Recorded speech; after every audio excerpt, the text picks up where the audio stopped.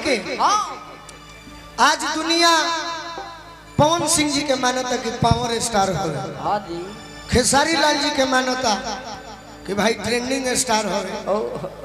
गलती ना नु भैया, बाकी नौजवान मानता रे, बुजुर्ग जितना है भीड़ में बड़े, आज भी भोजपुरी के पहचान यही छपरा जिला के शान भोजपुरी के शेक्सपियर भिखारी ठाकुर जी हो।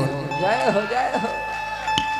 भिखारी ठाकुर जी हमने के घर कैसे आरा जिला बा, बाकी भिखारी ठाकुर जी के अगर गीत नैकल नैकल से गावे के कहो तो हने के यादे नहीं थे ना, यादे नहीं थे। वो बतिये काट के दोसर जगह पर ले जाई है। अच्छा आज के मेहरारू कह तरी सका दो कि पतिया नतिया पटना बा आ देवरा ठेकुआ काटना बा। हाँ, बाकी पहले के देखे मेहरारू कि जब बोलमुआ बहरा जास, जब पियावा बहरा कमाए जास तो कैसे कहे, कैसे इहे कहे कि पतिया नतिया पटना बा ना ना। देखी तनी हटी। हेलो तनी मनी हट जा मधुबन जी। देखी पहले अरे बैठो साड़ू भाई, ए जब ओजे बैठ जा। देखी पहले के मेहरारू कैसे कहे, कैसे 10 साल पहले याद हो गई। फोन के जब से जमाना आई तब कहे लगल कि पियावा नतिया पटना बा। हमार बाबूजी सिखौले रहलन कैसे कहे मेहरारू, कैसे आरे की गवना करवला पिया हो,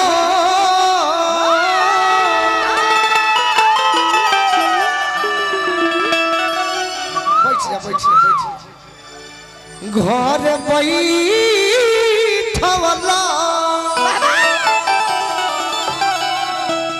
तो अपने भीम भैया ये सब चिरई रही मत बजाई कि अपने तो गईला राजा हो।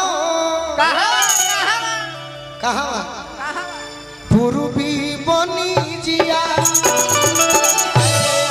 मेहरारू पूछे चिट्ठी में कि केकरा से हो सब पिया हो। भीम भैया तनी हमार बतिया सुनी। मेहरारू चिट्ठी में लिख के पूछे केकरा से हो सब अरे राजा हो।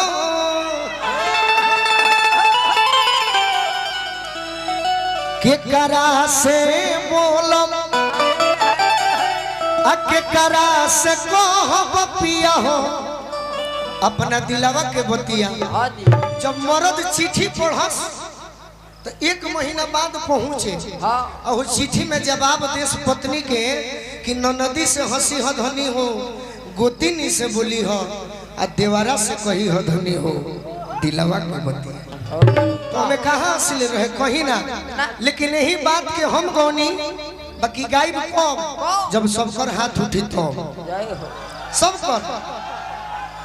आज यूट्यूब वाले भाई अगर गोलू राजा हीरो भी हैं तो आपके बल पर अब बदनाम भी होता रन की कदो लेडीज लोग जितना गायिका बड़ी सो गोलू राजा रगड़ देला तो एहनिए के भाई बड़े सो। बाकी आज गोलू राजा के भजन चढ़ावा कि पुछरी बाजार में अतना हमारे भजन लोग सुनल कि गर्दा गर्दा मच गई। तनी हाथ उठाई सब कोई, माई बहन रो सब है। एगो गीत गाई बस भजन के कौन हो, अमावा लगवाला पिया हो महुआ रे लगवाला। देखी भजन के मतलब माई बहन। तनी रौरा सब हाथ उठाई तो एक बार एने माई बहन के हो नहीं खेनु एने खाली भाई बड़ो। पहले माई बहन के देखे जा, यूट्यूब वाले भैया रिकॉर्ड करी जा। अरे अमावा लगवाला पिया हो महुआ रे लगवाला।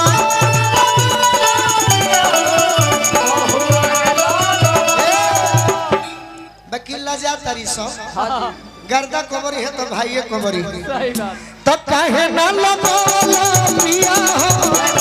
अरे कहे ना लगवाला पिया हो।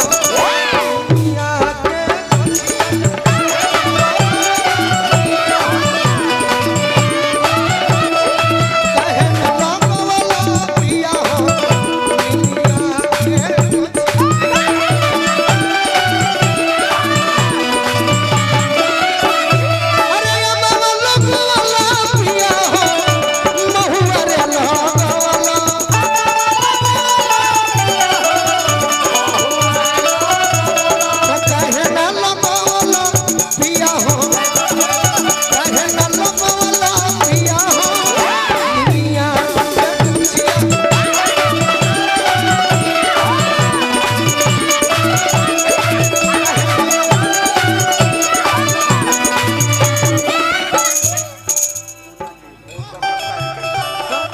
भैया हमार बड़का प्रशंसक बानी, बहुत बहुत पुरस्कार देनी।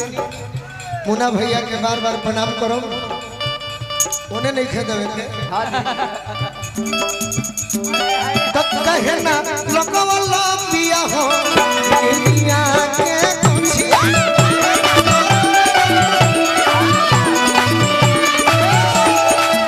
देखिए भिखारी ठाकुर जी के लय कैसे ओ मेहरारू कहली कि बहारा का करे जइबो, दुआर पर रह के आम के पतई बहरबो। हां जी पुआरा बहरबो। हां तो हम जानब जे खाली रुपए बहारते बड़ बहारा मत जे भिखारी ठाकुर जी विदेशिया नाटक में गौनी का अरे प्यारी देश तनी देखे दो हमके,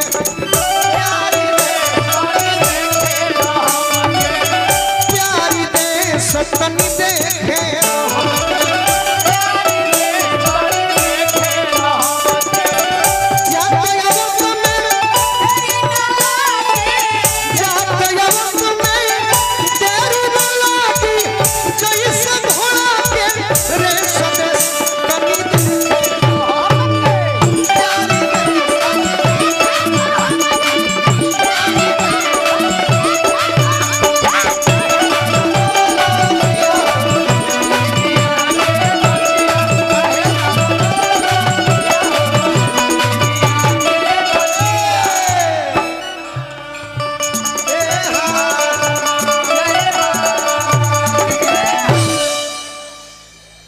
निमिये हो घरवा मई के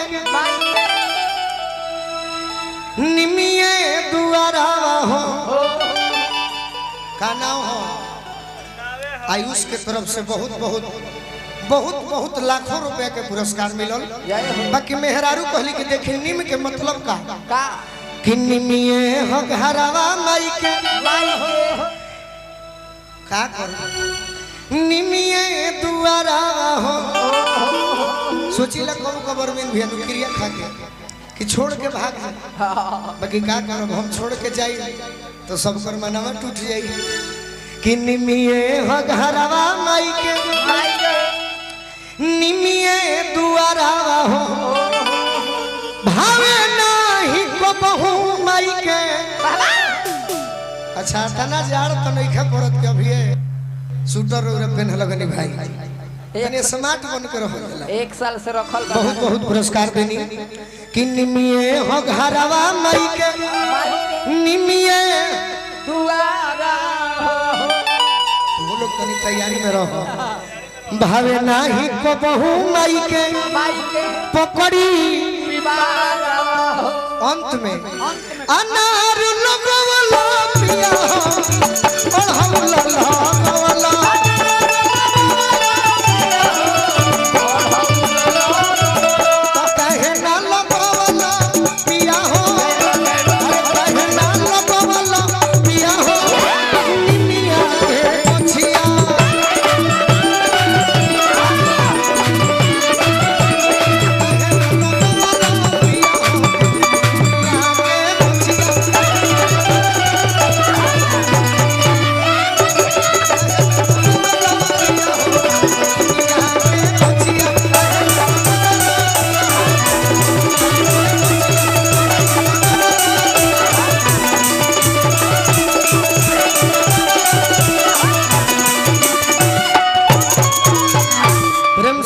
सच्चे दरबार की।